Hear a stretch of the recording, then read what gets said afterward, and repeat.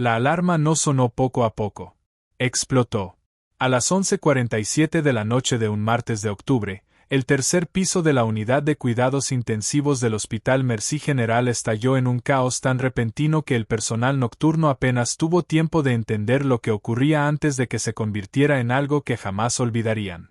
Un cuerpo en una camilla, una línea plana en el monitor y una enfermera de pie en medio del pasillo sosteniendo una jeringa que no estaba autorizada a usar. No pidió permiso. No llamó al médico de guardia. No siguió ni un solo paso del protocolo de emergencia de 62 páginas del hospital. Simplemente actuó. Y en los 30 segundos siguientes, todas las enfermeras de ese piso dejaron de hacer lo que estaban haciendo. Todos los monitores comenzaron a emitir pitidos en una sincronía inquietante. Y el hombre que estaba muriendo respiró una vez, y luego otra vez. Pero esa no es la parte impactante. La parte impactante es lo que ocurrió después. El Dr. Arlon Webb, jefe de medicina de emergencia, veterano de 17 años en Mercy General y un hombre cuya fotografía colgaba en el vestíbulo del hospital entre la de un senador y la de un alcalde, caminó por el pasillo, miró a la enfermera, miró al hombre que ahora respiraba en la camilla y dijo 6 palabras con la fría seguridad de alguien que jamás había estado equivocado. «Estás despedida. Fuera de mi hospital». Ella no discutió. No lloró. No se explicó. Simplemente se quitó su gafete, lo dejó sobre el mostrador de enfermería sin decir una palabra y caminó hacia el elevador. Nadie la detuvo. Nadie habló. El hombre al que acababa de salvar seguía respirando cuando las puertas del elevador se cerraron detrás de ella. Su nombre era paciente 4471. Según los registros del hospital, no tenía familia registrada, ni contacto de emergencia, ni nadie esperándolo en casa. Pero tenía algo escondido dentro del bolsillo de su bata de hospital. Algo que las enfermeras no descubrirían hasta casi 2 horas después, cuando el mundo afuera comenzó a cambiar. Primero llegaron las llamadas. 17 de ellas, una tras otra, directamente a la línea administrativa del hospital. Luego llegaron los vehículos negros. No eran patrullas, ni ambulancias, ni prensa. Eran vehículos militares. 4 de ellos estacionándose en formación para bloquear cada salida principal del Mercy General. Hombres con equipo táctico tomando posiciones en las puertas. Y una figura con traje oscuro caminando directamente hacia recepción y mostrando credenciales que hicieron que la recepcionista nocturna, una mujer con 23 años trabajando en hospitales, palideciera por completo. La figura hizo una sola pregunta. ¿Dónde está la enfermera que fue despedida esta noche? Y fue en ese momento cuando todos en Mercy General comprendieron algo con una certeza helada para la que ningún protocolo los había preparado. No habían despedido a una empleada problemática.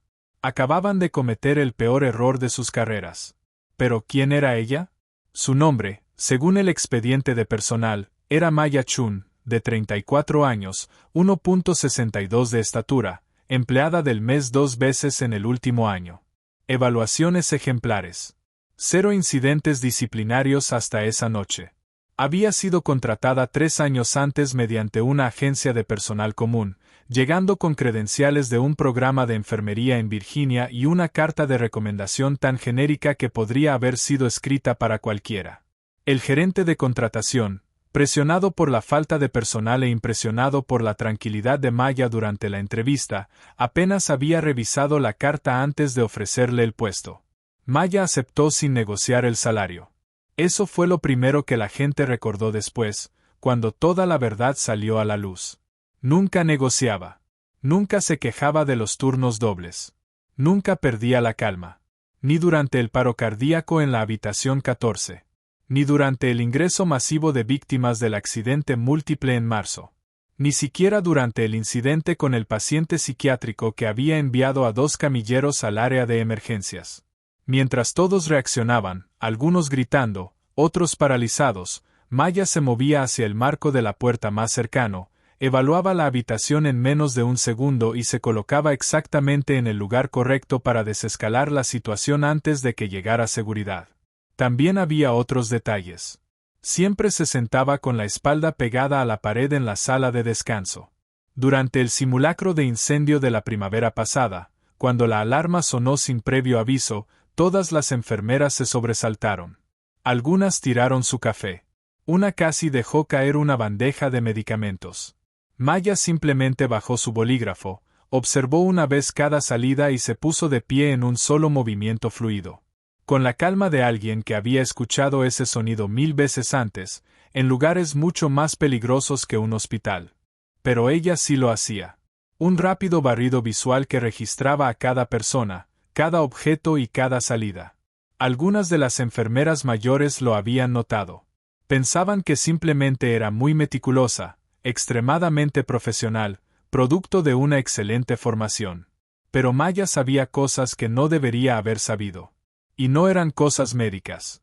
Su conocimiento médico era excepcional, sí, pero eso tenía explicación. Lo extraño eran las otras cosas.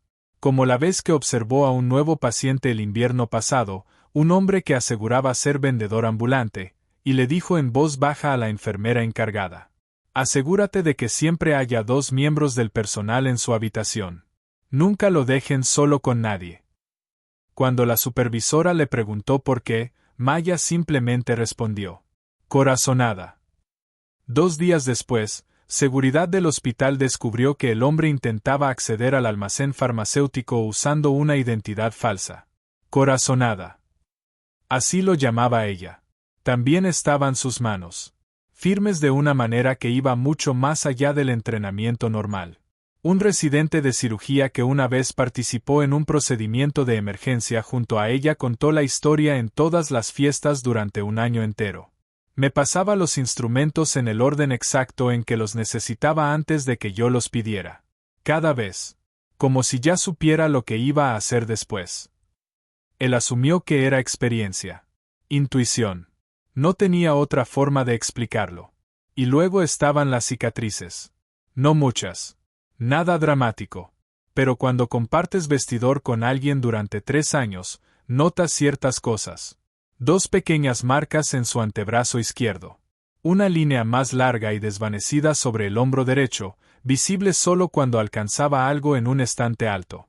Dana le preguntó una vez, casualmente. Maya sonrió. Viejo accidente de escalada. Dana le creyó. ¿Por qué no habría de hacerlo? Solo era una enfermera. Una excelente enfermera. Reservada. Tranquila. Imposiblemente calmada. Una mujer con la conciencia situacional de alguien entrenado para sobrevivir en lugares donde interpretar mal una habitación podía ser el último error de tu vida. Pero nadie unió las piezas. No hasta que llegaron los vehículos militares. Mercy General era el tipo de hospital que creía en la jerarquía como algunas personas creen en la religión. Había un orden para todo. Una escalera de mando. Un protocolo para cada situación imaginable, plastificado y pegado en cada sala de descanso, cada almacén y cada estación de enfermería. El hospital había ganado 3 premios consecutivos de acreditación. Tenía índices de satisfacción del paciente que la administración discutía en las juntas directivas con una reverencia casi sagrada. Y en la cima de esa jerarquía, por encima de los jefes de departamento, los administradores e incluso del director médico que pasaba más tiempo en conferencias que en el hospital, estaba el Dr. Arlon Webb. No siempre había sido así. Las enfermeras veteranas recordaban una versión más joven de él, brillante, ambicioso y ocasionalmente amable. Esa versión desapareció lentamente tras 17 años de tener siempre la razón. De entrar en habitaciones donde todos lo miraban esperando un veredicto. El poder cambia a las personas. Y había cambiado a Arlon Webb. Para cuando Maya Chun llegó a su departamento, Webb ya era el tipo de autoridad que confundía respeto con miedo. Hacía rondas acompañado de residentes que asentían a todo lo que decía y reían demasiado fuerte de sus bromas. En las reuniones se refería al personal de enfermería como personal de apoyo. Una vez, frente a toda una sala llena de empleados, corrigió la recomendación médica de una enfermera veterana. Técnicamente tenía razón, pero la crueldad con la que lo hizo dejó la habitación en un silencio incómodo.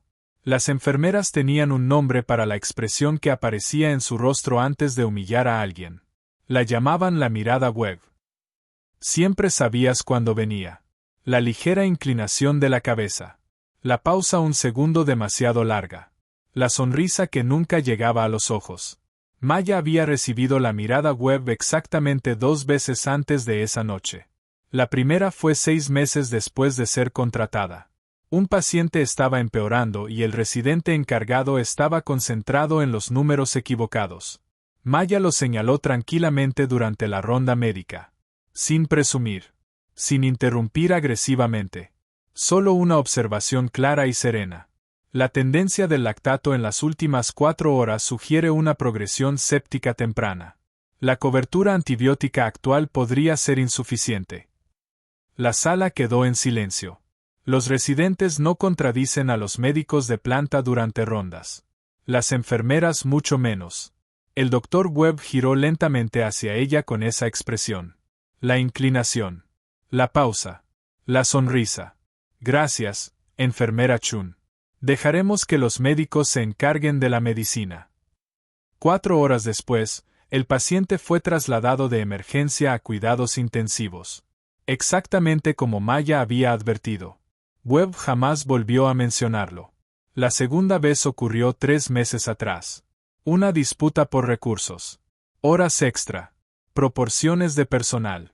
Ese tipo de conflictos administrativos que desgastan al personal hospitalario durante años. Maya presentó una solicitud formal, documentada correctamente y enviada por los canales oficiales. Cuando llegó al escritorio de Webb, él la devolvió con una sola frase escrita a mano atravesando la parte superior del documento. Las preocupaciones del personal de enfermería deben dirigirse a la administración de enfermería, no a los jefes de departamento. Ella archivó el documento y no dijo nada. Pero las demás enfermeras observaron ambas situaciones con mucha atención. En algún momento, todos habían conocido a alguien que, al ser tratado así, terminaba quebrándose. Personas que dejaban que el resentimiento creciera hasta explotar o hasta envenenarlas por dentro. Por eso observaban a Maya, esperando señales de ese desgaste.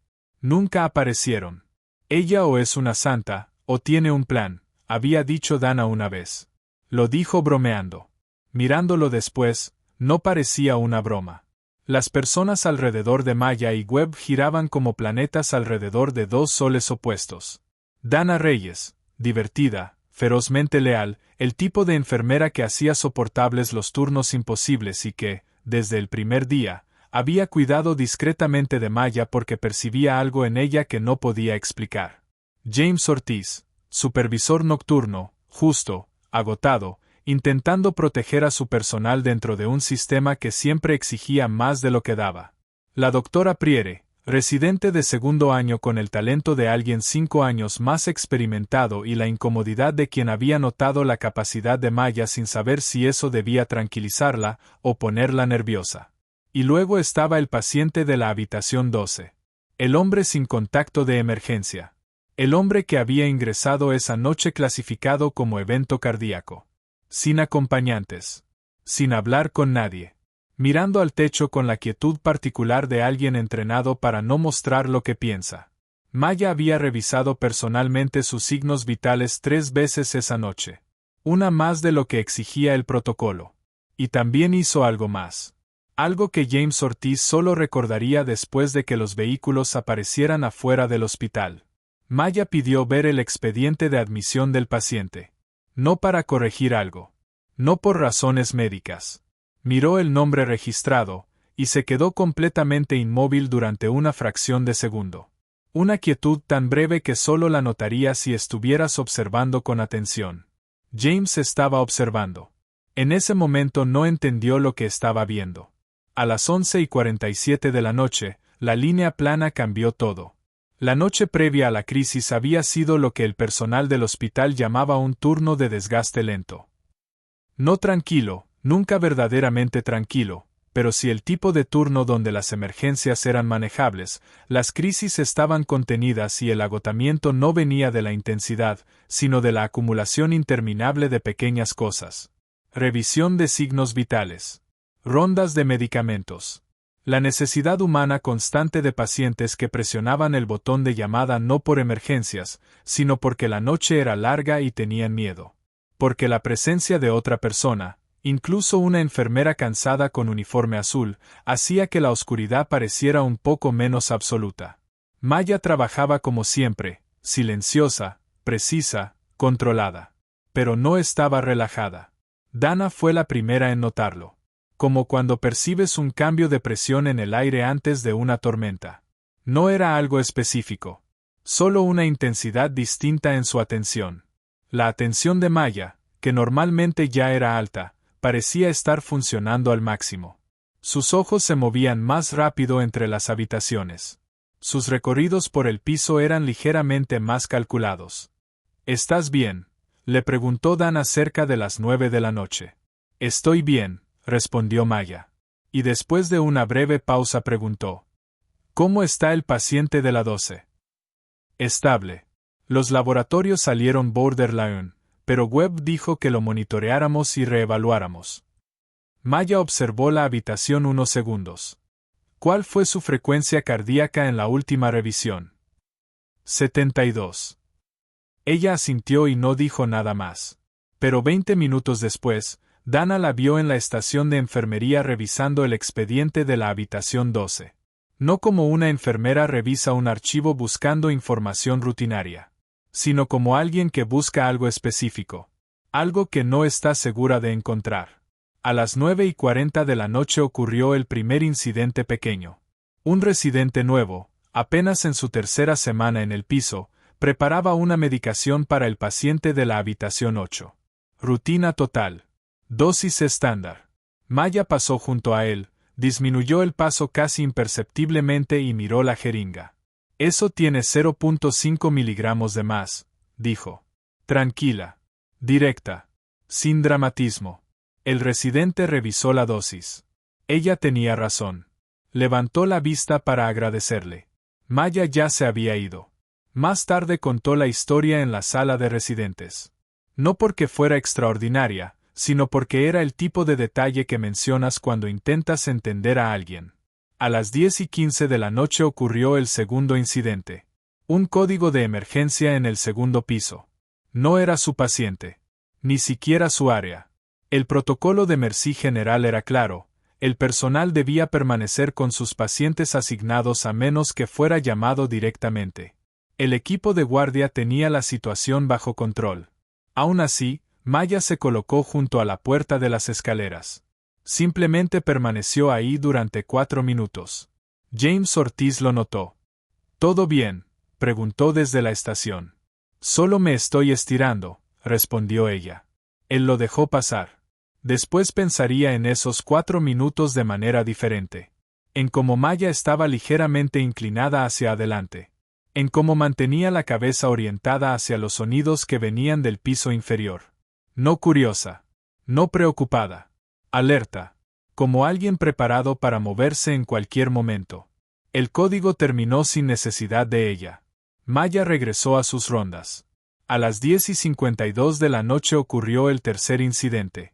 2 visitantes llegaron a la estación de enfermería preguntando por un paciente de otro piso. Claramente estaban perdidos. Nerviosos. Un esposo y una esposa buscando un número de habitación. Normal. Maya estaba detrás de la estación terminando unos registros cuando la pareja se acercó. Levantó la vista y, por un instante, Dana juraría eso después, bajo circunstancias que jamás habría imaginado, la mano de Maya se movió. No hacia algo específico.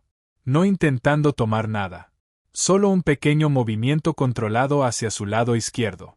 Como el movimiento automático de alguien que, por memoria muscular, busca algo que antes siempre estaba ahí.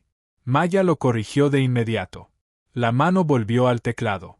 Sonrió a los visitantes y les indicó el elevador. Dana lo vio. No dijo nada. ¿Qué habría podido decir? Tu mano se movió raro. No era nada. Había sido un turno largo. La gente hacía cosas extrañas cuando estaba cansada. Excepto Maya Chun nunca parecía cansada. Ese era el detalle. Siempre había sido el detalle. Para las 11:15 de la noche, la tensión en el piso había aumentado de una manera que nadie podía explicar con palabras. Ese tipo de cambio invisible en el ambiente que precede a algo malo. Los animales lo sienten antes de los terremotos. Las enfermeras experimentadas lo sienten antes de que lleguen los casos graves. Algo eléctrico. Invisible. Maya ya ni siquiera fingía estar escribiendo reportes. Estaba de pie cerca de la estación observando la habitación 12. Sus signos están bajando, dijo. No se lo dijo a nadie en particular. James abrió el monitor. Todavía están dentro del rango. Van en descenso. Mira los últimos 40 minutos, no solo la última lectura. Él revisó. Ella tenía razón. Era borderline. Todavía no lo suficiente para una alerta de emergencia bajo protocolo. Voy a avisarle a Webb, dijo James. Hazlo ahora, respondió Maya. Dana describiría después el tono de su voz de una forma extraña. No sonaba como una enfermera. No era agresiva. No estaba en pánico. Pero había un peso en esa voz que obligaba a escucharla. Como cuando escuchas un ruido desconocido en un cuarto oscuro y todo tu cuerpo se detiene. James llamó a Webb. Webb tardó 11 minutos en responder. Miró los números. Y dijo: monitoreen y reevalúen a medianoche. Luego regresó a su oficina. Maya lo observó alejarse. 32 minutos después, sonó la alarma de línea plana. Y Maya Chun, que ya caminaba hacia la habitación 12 antes de que la alarma comenzara, antes incluso de que sonara por completo, insistiría Dana después, hizo lo que hizo. Y todo cambió. El sonido de un monitor marcando línea plana no es sutil. Está diseñado para ser lo más ruidoso de la habitación. Un tono largo y continuo que atraviesa todos los demás sonidos de un hospital, los pitidos de otros monitores, el zumbido de los ventiladores, los murmullos de voces. Y anuncia algo con una brutal claridad que no permite confusión. Alguien se está muriendo. A las 11:47 de la noche, ese sonido explotó desde la habitación 12. Y durante aproximadamente 3 segundos, 3 segundos que cada persona del piso describiría después con una claridad enfermizamente detallada, nadie se movió. Eso no era raro. Siempre existe una fracción de segundo entre el estímulo y la reacción, incluso en profesionales entrenados. El cerebro procesa. El cuerpo responde. 3 segundos no es algo extraño. Pero Maya Chun ya se estaba moviendo antes de que terminara el primer segundo. Dana lo vio desde la estación de enfermería. Maya no estaba corriendo. Se movía con una velocidad controlada que de alguna manera era más rápida que correr. La forma en que se mueve alguien que aprendió hace mucho tiempo que el pánico cuesta tiempo, y el tiempo cuesta vidas. Atravesó la puerta de la habitación 12 en exactamente 2 segundos. Lo que ocurrió después se desarrolló en un caos superpuesto que diferentes testigos describirían más tarde de formas ligeramente distintas. Como siempre sucede cuando las personas recuerdan el mismo momento desde diferentes ángulos del shock. El paciente, el hombre sin contacto de emergencia, sin familia registrada, el hombre con algo escondido en el bolsillo de su bata, había entrado en paro cardíaco total. Fibrilación ventricular. Su corazón no se había detenido. Estaba convulsionando. Temblando, incapaz de bombear sangre. El monitor gritaba con su tono continuo. El protocolo para eso era claro. Documentado. Laminado. Pegado en todas las paredes. Activar código. Esperar al equipo de emergencia. Iniciar compresiones torácicas. Y bajo ninguna circunstancia administrar medicamentos sin autorización médica directa.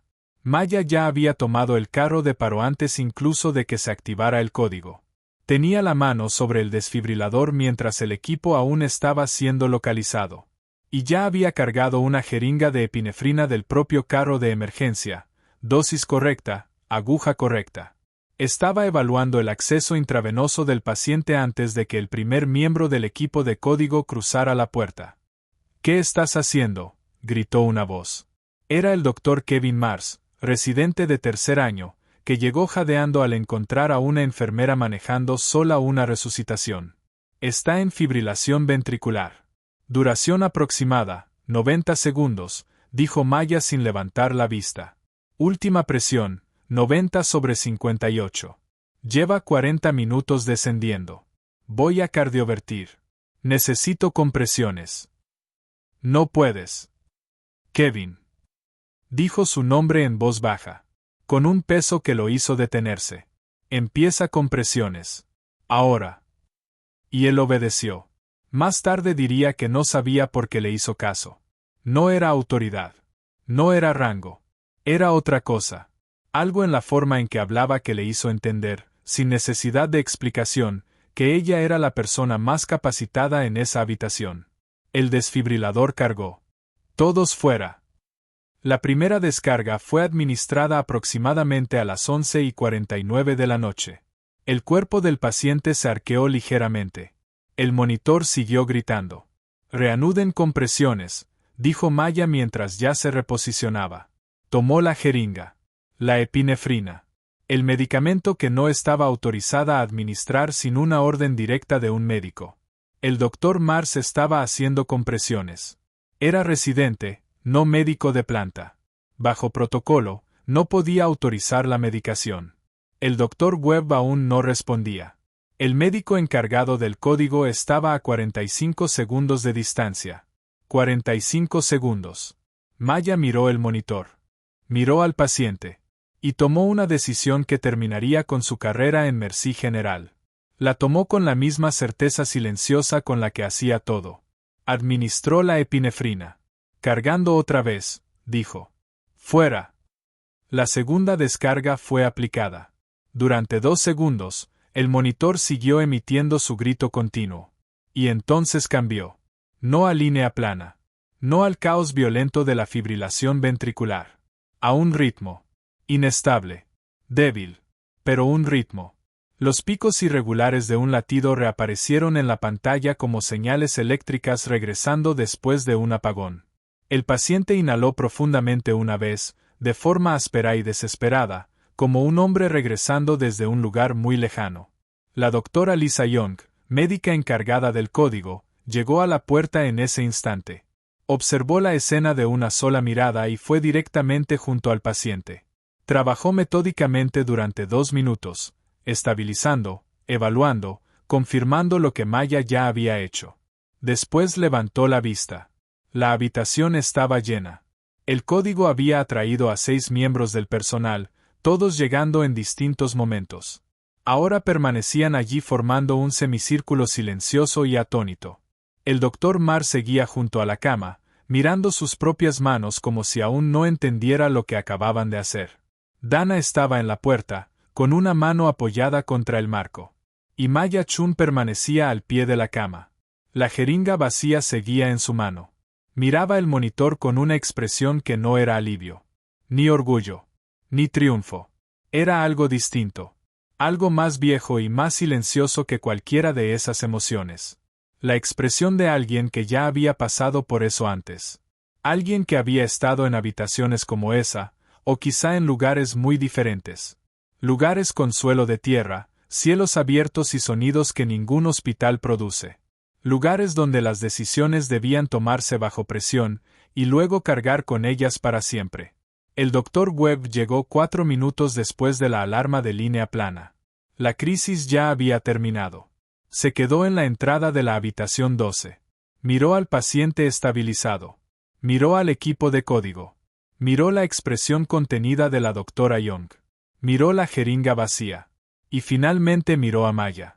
La mirada Webb duró más de lo normal esta vez. ¿Administraste epinefrina sin autorización médica? No era una pregunta. Sí, respondió Maya. ¿Iniciaste cardioversión sin autorización? Sí.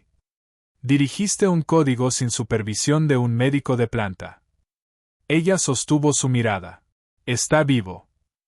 Webb respondió con la precisión lenta de alguien que ya había ensayado esa clase de frase muchas veces. Eso es completamente irrelevante. Y entonces pronunció las 6 palabras. Estás despedida. Fuera de mi hospital. La habitación quedó completamente en silencio. La doctora Young abrió la boca, y volvió a cerrarla. El doctor Mars miró hacia el suelo. Dana dio un paso al frente, y se detuvo. Maya Chun se quitó el gafete. Lo dejó sobre el mostrador al pie de la cama 12. Y salió caminando. Pasó junto a la estación de enfermería sin detenerse. Caminó hacia el elevador. Presionó el botón. Esperó. Las puertas se abrieron. Entró. Y mientras las puertas comenzaban a cerrarse, observó el piso, a Dana, a James, a los rostros de compañeros que habían trabajado junto a ella durante 3 años, con esa misma expresión. La vieja expresión silenciosa. La que ahora, viéndolo en retrospectiva, ninguno de ellos podía creer que no hubiera reconocido antes. Las puertas se cerraron. Y Maya desapareció. Los vehículos negros llegaron a la 1:53 de la madrugada. No fue uno. Fueron 4. Llegaron sin sirenas. Sin luces. Simplemente aparecieron en el estacionamiento trasero del hospital, visible desde las ventanas del ala administrativa. Se detuvieron formando una configuración que James Ortiz, observando desde la ventana de la sala de descanso con una taza de café suspendida a medio camino de sus labios, describiría después con una sola palabra: táctica. No sabía por qué pensó eso. Solo sabía que la posición de esos vehículos no era casual. Los hombres que descendieron no eran policías. Vestían ropa civil, oscura, discreta, común. Pero se movían con una coordinación y una conciencia espacial que la ropa civil no podía ocultar. Tomaron posiciones. 1 en la entrada principal. 1 en el área de emergencias. 2 en la parte trasera. No de manera agresiva. No desenfundaron armas. Simplemente estaban ahí, de una forma que hacía que cada salida del Merci General pareciera al mismo tiempo vigilada y controlada. La figura del traje entró por la recepción principal. Estatura media. Canas en las sienes. Un rostro que no revelaba absolutamente nada. Caminó directamente hacia recepción como si hubiera estado antes en ese hospital. Y no lo había estado. Mostró una identificación que Janet, la recepcionista nocturna con 23 años de experiencia hospitalaria y prácticamente imposible de alterar, observó una vez, luego otra. Después la colocó cuidadosamente sobre el escritorio como si no estuviera segura de qué hacer con ella. La identificación llevaba un sello que reconoció inmediatamente. No era del hospital. No era estatal. Era federal. 3 letras que pudo leer claramente, aunque tardó unos segundos en aceptar lo que significaban en ese contexto. Estoy buscando a la enfermera que fue despedida esta noche, dijo el hombre. Maya Chun. Janet lo miró fijamente. ¿Por qué? La pregunta salió antes de que pudiera detenerla. El hombre la observó con la paciencia de alguien acostumbrado a esa reacción. Porque podría estar en peligro. Y porque el paciente al que salvó esta noche es alguien a quien hemos protegido durante los últimos 11 meses. Arriba, el supervisor nocturno había sido llamado a la oficina administrativa. James Ortiz, todavía sosteniendo su café, lo siguió por instinto. El hombre del traje estaba allí cuando llegaron. Se presentó de manera simple. Un nombre. Un rango. Coronel.